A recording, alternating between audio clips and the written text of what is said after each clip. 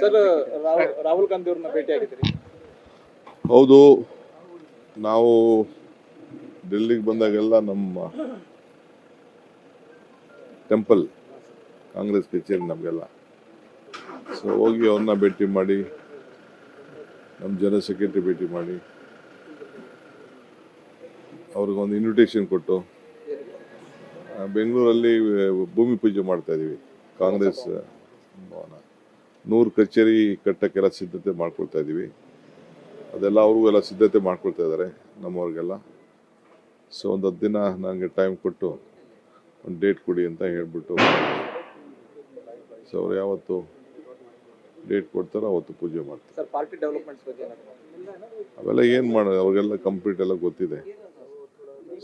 ಪ್ರತಿ ವಿಧಾನಸಭಾ ಕ್ಷೇತ್ರದಲ್ಲೂ ಕೂಡ ನಮ್ಮ ಡಿಸ್ಟ್ರಿಕ್ಟ್ ಮಿನಿಸ್ಟರ್ಗಳಿಗೆಲ್ಲ ಡೈರೆಕ್ಷನ್ಸ್ ಕೊಟ್ಟಿದ್ದೀವಿ ಅಂತ ಹೇಳಿದ್ದೀವಿ. ಅವರೆಲ್ಲ ಈಗ 27ನೇ ಅಸೆಂಬ್ಲಿ ಮುಗಿದ ತಕ್ಷಣ ಎಲ್ಲ ಮಿನಿಸ್ಟ್ರು ಕಂಪಲ್ಸರಿ ಎಲ್ಲ ಅಸೆಂಬ್ಲಿ ಸೆಗ್ಮೆಂಟ್ಗೆ ವರ್ಕರ್ಸ್ ಮೀಟಿಂಗ್ ಮಾಡಬೇಕು.